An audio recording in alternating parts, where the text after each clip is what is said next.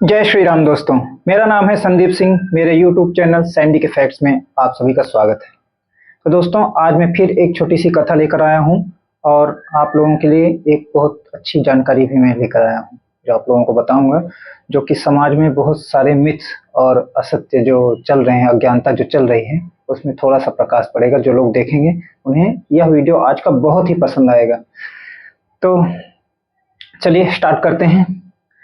तो हम लोगों ने देखा बहुत कुछ है, ठीक है, वो मैं आपको अंत में बताऊंगा। तो पहले कथा शुरू करते हैं। प्राचीन समय की बात है, एक राक्षस था जो कि जिसका नाम बाद में भस्मासुर हुआ। तो राक्षस बड़ी घनघोर तपस्या करता है और भगवान शिव को प्रसन्न कर लेता है। तो भगवान शिव उसकी तपस्या से प्रसन्न हो जाते हैं और बोलते हैं कि बोलो बस, क्या वरदान चाहिए आपको। तो राक्षस ने कहा कि हे भगवान, मुझे ऐसा वर चाहिए कि अगर मैं किसी के ऊपर हाथ रख दूं तो आदमी भस्म हो जाए। मैं जिसके ऊपर भी हाथ रख दूं वो भस्म हो जाए, जलकर पूरी तरह से। तो भगवान शिव मुस्कुराए और उन्होंने उसे तथास्तु कहकर वो वरदान प्रदान किया। अब जब आप सभी लोग को पता भी होगा कि राक्षस जो होते थे वह राक्षसी प्रवृत्ति के होते थे, और अत्याचार और आतंक फैलाना और मतलब समाज में जो भी उपद्रव फैलाते थे वो, तो उनका वही काम ही होता था। राक्षसी प्रवृत्ति के होते थे, किसी को भी मार के खा जाते थे और धर्म कर्म से उनका कोई लेना देना होता नहीं था। तो ये सारी प्रवृत्तियां जो बुरी प्रवृत्तियां होती थी उनके स्वामी ही होते थे राक्षस। तो अब जब यह वरदान मिल गया तो बहुत प्रसन्न हुआ वो और जाने लगा। लेकिन फिर बाद में उसके दिमाग में आया, उसके मन में ये आया, विचार आया कि चलो भगवान क्या होता है, बहुत छल भी करते हैं हमारे साथ।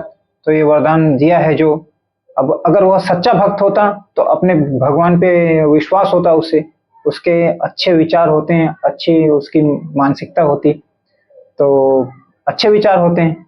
अब भगवान पे ही संदेह कर रहा है, इतने तप किए उसने, पुण्य किए, तो फिर उसने क्या किया कि चलो मैं ये आजमा के देखता हूँ कि भगवान शिव पे मैं हाथ रखूं, वे भस्म होते हैं कि नहीं।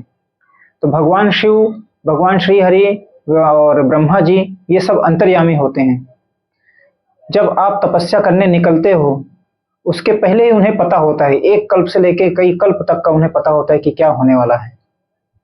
तो वे तो अंतर्यामी थे, मुस्कुराए वरदान देने से पहले ही उन्होंने वरदान दे दिया। अब भगवान शिव और भगवान श्री हरि की लीला यहाँ से शुरू हो जाती है। अब वहाँ भगवान शिव की तरफ बढ़ता है और बोलता है कि मैं आपके सर पे हाथ रख कर देखूंगा कि आपने जो वरदान दिया है वह सच में कार्य करता है कि नहीं। तो भगवान शिव उसको उसके सामने घबराए और वहां से भागने लगे। अब भगवान शिव हैं, वो ब्रह्मांड में कहीं भी, सारा ब्रह्मांड उनके अंदर ही समाया हुआ है। वो कहीं भी छुप के अंतर ध्यान हो सकते थे, विलीन हो सकते थे कहीं भी, तो उन्हें कोई ढूंढ नहीं सकता। लेकिन उन्होंने भी लीला शुरू कर दी, कभी पर्वतों में, कभी यहाँ वहां कहीं छुप रहे हैं और वो पीछे पीछे आ जा रहा है अट्टहास करते हुए। तो इससे पता चलता था कि यह वरदान अगर इसे मैंने दे दिया है तो यह कितना घातक हो सकता था। फिर भी अपनी लीला में उसको खिलाते रहते हैं और यहाँ वहां छुपते रहते हैं। भगवान श्री हरि भी देखते रहते हैं कुछ देर तक, फिर सोचते हैं अब बहुत समय हो गया, अब इस लीला का अंत करना चाहिए। तो भगवान शिव एक गुफा के अंदर जाकर छुप जाते हैं और वहां बाग वगैरह थे, पेड़ वगैरह थे, बस उसी पेड़ के पीछे से श्री हरि नारायण मोहिनी रूप धारण करते थे। मोहिनी रूप का इतना महात्म्य है कि पूरा यहाँ बताया नहीं जा सकता है, तो एक अलग से ही मैं ये बनाऊंगा, तो उसमें आपको बताऊंगा कि मोहिनी रूप कितना मोहक था कि भगवान श्री हरि ही उस रूप को देखकर मोहित हो जाते हैं। तो बाकी का तो आप समझ ही सकते हैं। मोहिनी रूप धारण करके वहां प्रकट हो जाते हैं। बस मोहिनी रूप देखते ही वो राक्षस जो था भस्मासुर मोहित हो जाता है और भगवान शिव को छोड़ के वो मोहिनी के पीछे पड़ जाता है। तो श्री हरि नारायण जो कि सब कुछ जानते हैं, आते हैं, अपने बातों में उसे उलझाते हैं और उसी की तरफ आते हैं। वो भी देखता है, अब मोहित हो जाता है। तो सुंदरी, आप कहाँ जा रहे हो करके फिर वार्तालाप होती है और बातों ही बातों में बोलते हैं कि मुझे तो जो मुझे नृत्य करना पसंद है, मुझे ये पसंद है, ऐसा उन्हें बताती हैं। तो फिर भस्मासुर के साथ नृत्य होता है। तो नृत्य करते करते ही उसे ऐसी सिचुएशन लेकर आते हैं कि वह अपने ही सर पे हाथ रख लेता है। कई बार तो उसे दिखाया गया है, मतलब कि उसे याद रहता है, वो रखता नहीं है, लेकिन ऐसा नहीं है, वो बहुत ज्यादा मुग्ध हो जाता है। वो नृत्य करते हैं बहुत अच्छे से, भगवान नृत्य करते हैं मोहिनी रूप में बहुत अच्छे से, तो वो भी उसी तरह से नृत्य करने लग जाता है। और नृत्य करते करते उसे याद नहीं रह जाता है, तो अपना हाथ अपने सर पे रखता है और भस्म हो जाता है। तो दोस्तों, जो जब कहीं कथा होती है, जो लोग बताते हैं, और कहीं लिखा भी रहता है, लेख लिखा हुआ रहता है, तो जो अल्पज्ञ रहते हैं, जिनको कम ज्ञान रहता है, तो वो ये बोलते हैं कि अगर भस्मासुर भगवान शिव के ऊपर हाथ रख देता तो भस्म हो जाते थे। ऐसा कुछ नहीं होता है, भगवान को सब पता होता है। उन्होंने जानबूझकर ये वरदान दिया था। श्रीहरि और श्रीहरि और ब्रह्मा जी और शिव जी ने कई ऐसे अनेकों वरदान दिए थे जिनकी वजह से देवताओं को भी होता था। ऋषि भी वरदान देते थे, श्राप देते थे, कभी कभी देवता इंद्र और भी लोग देते थे। तो यह आदर्श उनको रखना था पूरे ब्रह्मांड में, जो भी देवी देवता और ऋषि और समाज में, यह आदर्श रखना था उन्हें कि किसी अपात्र को किसी भी तरह का वरदान नहीं देना चाहिए। ठीक, और ये लीला के माध्यम से ये दर्शाना था, दिखाना था सबको। और दूसरी बात यह है कि उस राक्षस का विनाश भी तो करना था। ठीक है, अब ये बात आती है कि जब भगवान शिव ने उसे वरदान दिया था, तो क्या वह भगवान शिव के ऊपर हाथ रख देता तो भस्म हो जाते हैं? तो बिल्कुल नहीं, क्योंकि ब्रह्मा जी ने ब्रह्मास्त्र कई देवी देवताओं को और राक्षसों को भी प्रदान किया। तो मेघनाथ के पास भी ब्रह्मास्त्र था। तो पहले कुछ शक्तियां चलाई और लक्ष्मण शक्ति उन्हें लगी, ठीक है, वो अमोघ थी और वो मूर्छित भी हुए। लेकिन उसके बाद जो आते हैं वो, तो जब मेघनाथ का अंतिम युद्ध होता है लक्ष्मण जी के साथ में, तो वह नारायण अस्त्र, ब्रह्मास्त्र और भी कई अस्त्र चलाता है, लेकिन वो सब परिक्रमा करके, ब्रह्मास्त्र भी उन्हें नमस्कार करके, और नारायण अस्त्र जो कि अचूक है, वह भी उनकी परिक्रमा करके वापस चला जाता है, लेकिन उन्हें हानि नहीं पहुंचाता।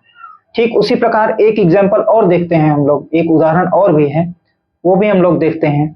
होलिका जो थी हिरण्याक्ष और हिरण्यकश्यप की बहन थी, उसे भी ब्रह्मा जी ने वरदान दिया था कि अग्नि तुम्हें जला नहीं सकती है, तुम कभी भी किसी प्रकार की अग्नि में जल नहीं सकती हो। इस तरह का उसने वरदान मांगा था और ब्रह्मा जी ने वरदान दिया था।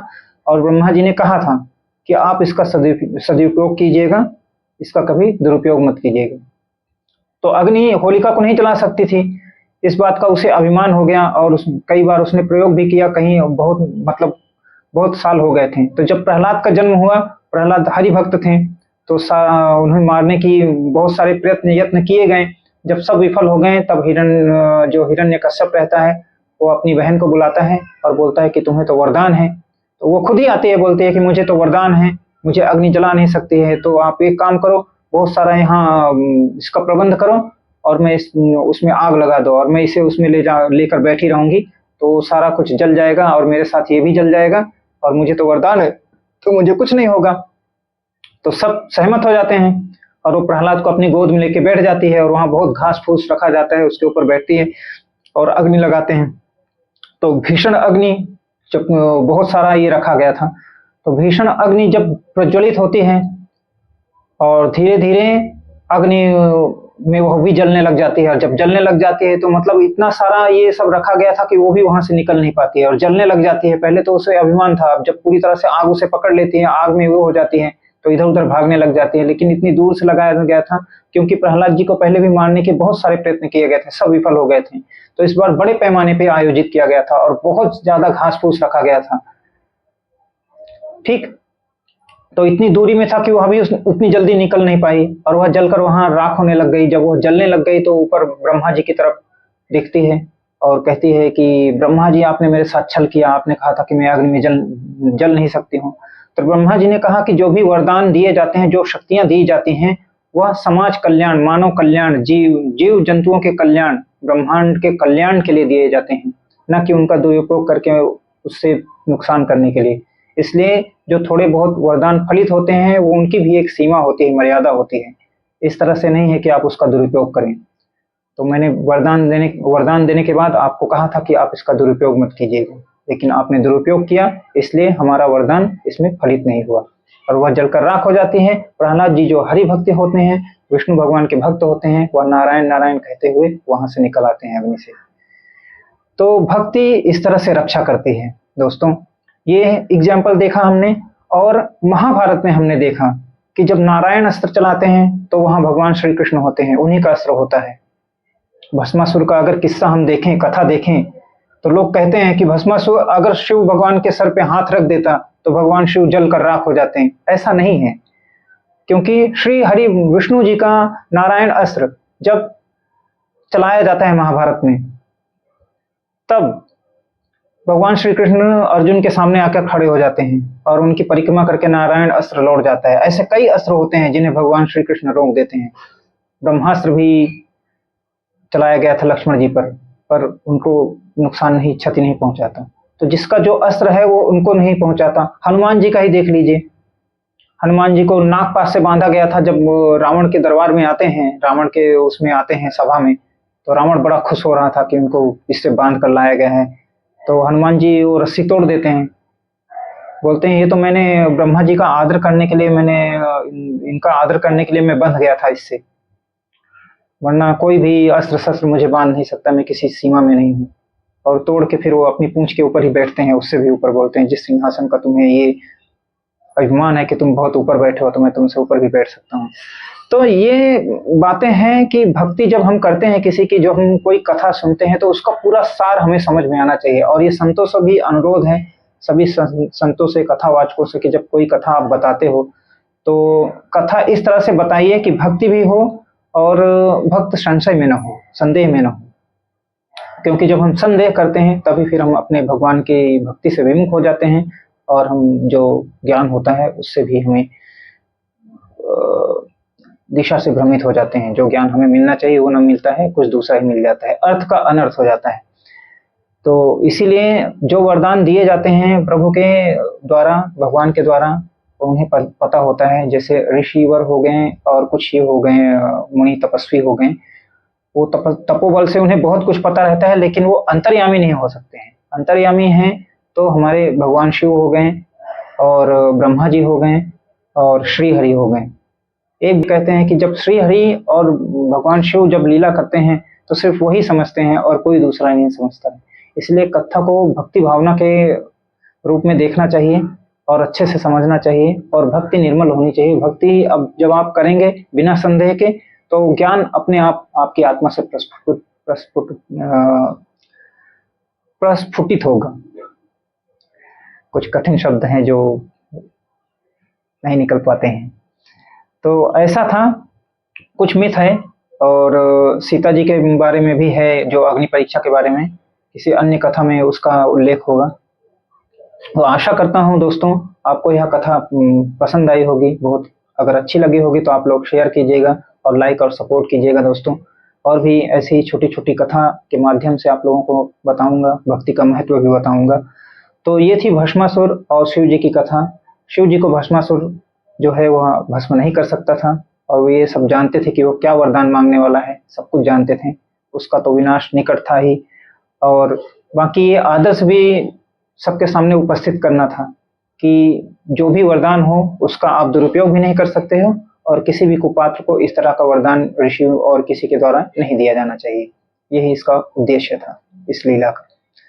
तो चलिए दोस्तों, इस कथा के माध्यम से अभी जो भी मैंने आपको समझाया वो इस वीडियो में इतना ही था। अब लाइक और सपोर्ट करते रहिएगा दोस्तों। तब तक के लिए जय श्री राम। मिलते हैं अगले वीडियो में।